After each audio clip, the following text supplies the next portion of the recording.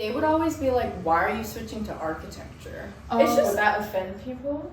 No, I think it's just because for some reason in the art world they're like, oh, if you go to architecture you're like going to the dark side or something. It kind of is, but... Hey guys, welcome back to my channel. Today we're doing a video on how to get into architecture school with no prior background. And we have a friend here today. Hi. Did you want to introduce yourself? Yeah, I'm Faith. Nice to meet you. I am originally from Hong Kong. I'm 24 and I had a prior background in fine arts. So a little bit background about this video is that in our school, the Yale School of Architecture, among the 55 of us in our first year, there's only 7 students who actually came from non-architecture background in their undergraduate studies, which is very rare and it's a small percentage. So we often get people asking us, how can you do that? Like, is that very hard? How do you make that possible? So I think Faith just wants to talk a little bit about her experience with us today. Hopefully it will be helpful to future students who are thinking of taking this path. Yeah, so like I said, I had a background in art. I actually have a little bit of an advantage since I studied design. Right. And I could put my design work into my portfolio. In an architecture application, you need to put a portfolio, an essay, GRE scores, and recommendation letters. Yeah, and the portfolio is actually a lot of work. Yeah, like it's a really big part of your application. Yeah, in a typical school, it would be like 30 pages of spatial or artistic projects that you did in the past. Yeah. So how did you find that coming from printmaking background?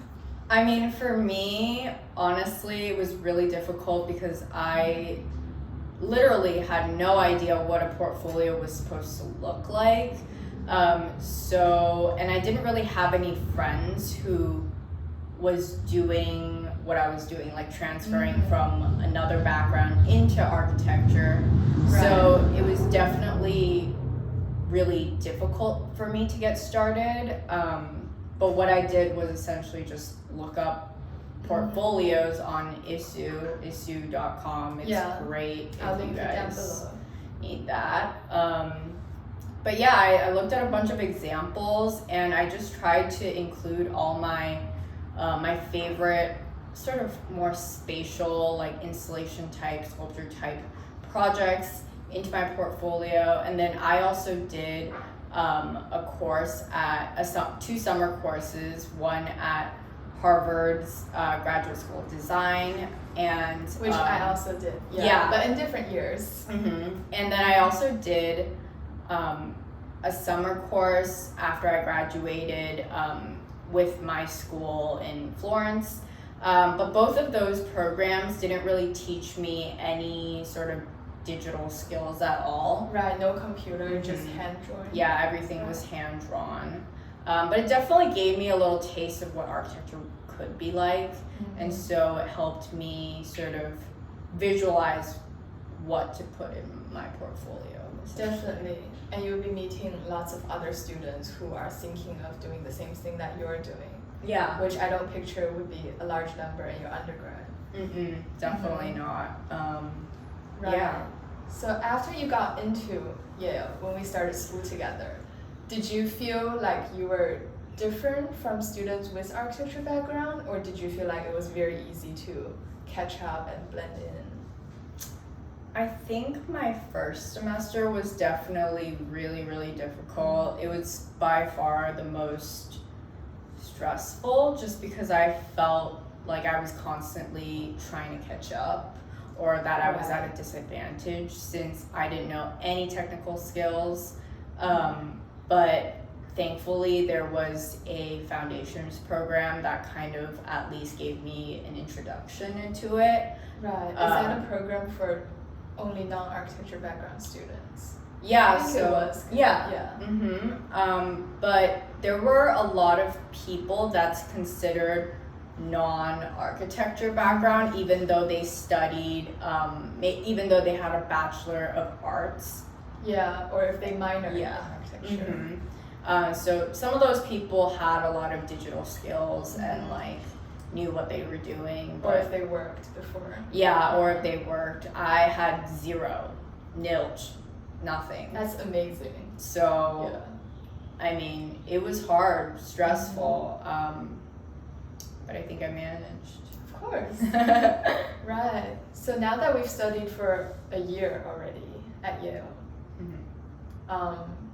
do you feel like there's still any disadvantage, or do you think your background actually gave you certain advantage because you have more knowledge in another field that normal students have know nothing about? That's a good question. I mean, I think that I personally still feel a little bit unsure of myself at times, but I think most people do. Yeah. There's still a lot of programs that I don't know. So Yale does offer some courses, which is really great. We're actually doing them right now over the summer. But I think my background, at first, it didn't seem like I had any advantage at all. But I think after I learned the technical skills, I do feel that coming from a different perspective, sometimes I make things that no architecture students in my year has ever done or like Definitely. has ever even thought of doing. Yeah. So that's definitely something helpful or unique. And I think in architecture, people are always looking for unique ways of representing things. So visualization is a really important part of the discipline, I guess. Totally agree. Yeah. I remember when you made the printmaking presentation for one of your projects. Faith and I were in the same studio class, and we were like, wow, that was amazing. We've never thought about that method. And it was just very inspiring for like students with architecture background, like myself, to interact with people coming from perhaps slightly different fields before coming to the school.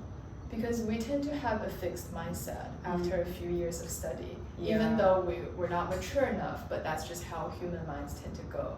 So it was very important for us to like get a sense of what interdisciplinary things could happen with architecture. So I think that's great. Yeah. So thanks for being here today, Faith.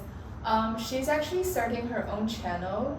I'll link it down below. And I'll talk more about like more in depth about my architecture journey as well, like from the beginning.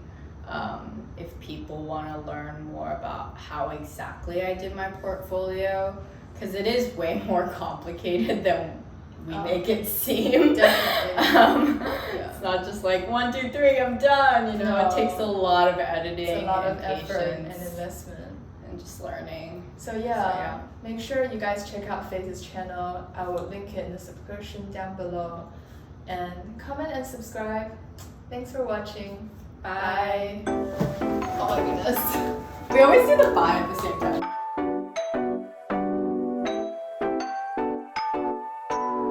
Yeah, like a lot of architects tend to want to do more art, and it's like very rare that an art student would go into architecture. That's like, I mean, most people don't choose to go into architecture. But like the few people who do, it's really hard.